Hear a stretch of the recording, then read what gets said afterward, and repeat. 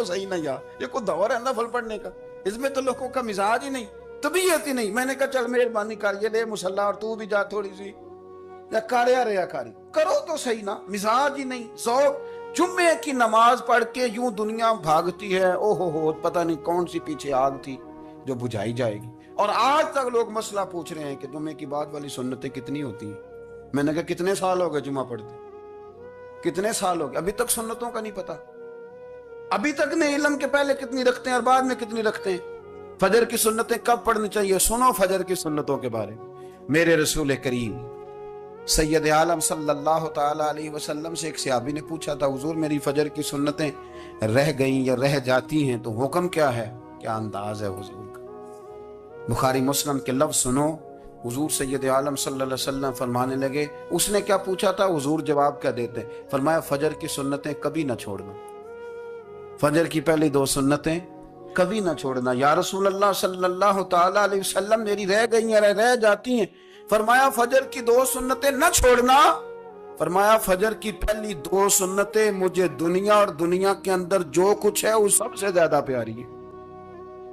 फजर की 2 सुन्नतें दुनिया और दुनिया में जो कुछ है मुझे वो सबसे ज्यादा प्यारी है, इसलिए फजर की सुन्नतें न छोड़ना। अपना ज़ौक़, अपनी तबीयत, हमने ना ज़ौक़ गलत बना लिया है। अगर 20 बंदे कह भी देंगे तूने बड़ी शानदार तिलावत किया तो क्या उससे बनेगा। 100 बंदा कह भी दे तेरी क्या बात है, क्या बात है नाथ खां की, क्या बात है अल्लामा साहब की, पीर साहब की, पीर मेहरे अली शाह साहब रहमतुल्लाह अलैह। आप तशरीफ फरमा थे तो आपके एक ही बेटे बाबूजी जिनको कहा जाता है, जिस दिन साहबजादे पैदा हुए तो खादम ना वहां से निकला। इन लोगों के शौक और तरह के थे ना, तो इनकी तवज्जो भी अपने शौक की तरफ रहती। तो खादम निकला अंदर से, पीर साहब मुबारक हो, पीर साहब मुबारक हो, पीर साहब मुबारक हो, पीर साहब मुबारक हो, शोर कर रहे हैं। तो पीर साहब को वजद हो गया, अल्लाहु अकबर, अल्लाहु अकबर, अल्लाह, क्या हुआ, किस बात की मुबारक दे रहे हो। इसकी हुजूर अल्लाह ने बेटा दिया। तो आप फरमाने लगे, अच्छा हुजूर आप क्या हुआ, आप तो परेशान हो गए। फरमाने लगे, जब तूने 3 दफा कहा ना मेहर अली को मुबारक हो, तो मैं समझा था शायद तुझे किसी ने बता दिया है कि मेहरे अली से अल्लाह राजी होगी।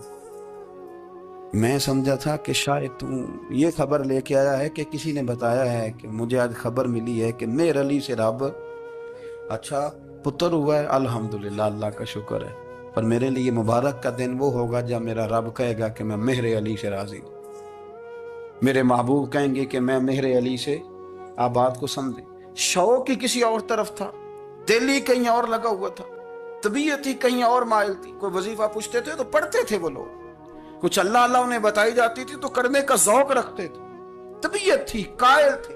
हजरत रबी कहते हैं मैं बड़ी दूर से सफर करके गया हजरत अवैस करनी से मिलने, बड़ी दूर से, और जब मैं पहुंचा तो फजर का वक़्त था। तो हजरत वैसे करनी को मैंने पा लिया, तो वो नमाज पढ़ के ना कुरान शरीफ लेके बैठ गए।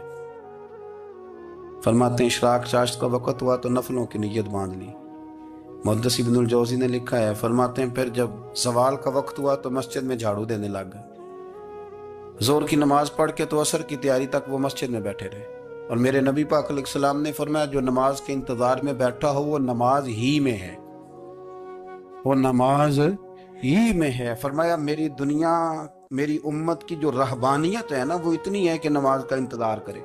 आजान के बाद नमाज का ये राहब है, ये इस वक्त छोड़ के बैठे हैं सारा कुछ।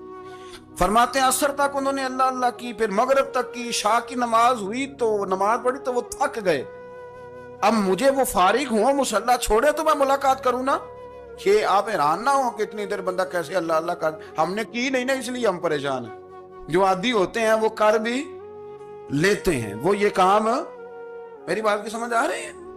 जब जाते हो किसी दफ्तर में तो 8 घंटे खड़े रह लेते हो ना, मजबूरी होती है तो खड़े रहा जा सकता है। पासपोर्ट के दफ्तर बोलिए, इमिग्रेशन की लाइनों में, और मैंने तो एम्बेसियों में बंदे 12-12 घंटे पहले जाके खड़े देखे, रह लेते हैं खड़े। तो अगर इन कामों के लिए रहा जाता है तो अल्लाह रसूल के लिए भी खड़े रहा जा सकता है। तो फरमाने लगे कि जब इशा की नमाज के बाद आखिर इंसान थे, थक गए, नींद का गलबा हुआ तो थोड़ी ऐसे आंख बंद हुई तो खुली तो रोने लगे। हज़रत वैसे कर दिया, रो के कहने लगे मालिक मुझे गाफिल तो ना कर, ابھی میں نے کیا بھی کچھ نہیں، دن ختم ہو گیا، کوئی نفل نہیں، کوئی اللہ اللہ نہیں، اللہ مجھے غافل نہ کر، میری مدد فرما۔ فرماتے ہیں جب وہ روئے تو میرے ساتھ جو شخص تھا، میں نے کہا اٹھو چلیں، کہنے لگا حضور ملنا نہیں، فرمایا جو میں لینے آیا تھا وہ مجھے مل گیا ہے، جو میں ان سے سیکھنے آیا تھا وہ مجھے نصیب ہو گیا، اب اور میں نے کیا لینا، ختم ہو گئی بات، اٹھو چلیں۔ اللہ کے بندوں نے حضرت ربیہ بن کعب اسلمی رضی اللہ تعالیٰ عنہ فرماتے ہیں، کہتے ہیں جب بنو قریظہ اور بنو نذیر یہودیوں کے ساتھ حضور علیہ السلام نے جنگ کا اعلان فرمایا تو وہ دشمن ہو گئے، ہمیں خطرہ تھا کہ وہ رات کو کہیں محبوب کو تکلیف نہ دیں، تو کچھ لوگ نا تلواریں لے کے نبی پاک کے دروازے پہ پہرے داری کرتے تھے۔ گن مین رکھنا حرام نہیں، اگر کسی کو واقعی خطرہ ہو تو اس کے لیے سنت بھی ہے۔ حضرت علی المرتضیٰ تلوار لے کے حضور کے گھر کا پہرا دیتے تھے۔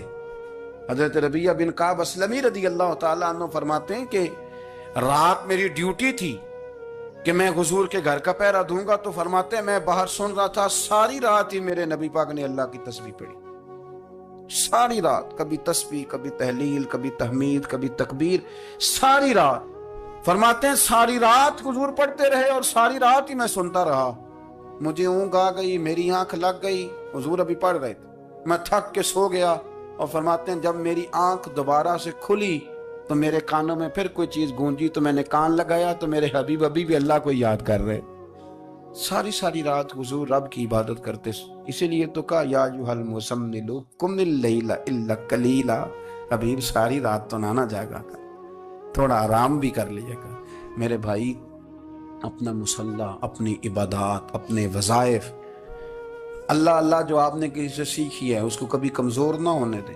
شجرہ شریف جو کسی بزرگ سے آپ لے لیتے ہیں تو کیا رسم ہے کوئی؟ اس پہ کچھ لکھا ہوتا ہے، وہ پڑھنے کے لیے دیا جاتا ہے، اس پہ لکھا ہوتا ہے کہ یہ اللہ اللہ آپ نے کرنی ہے۔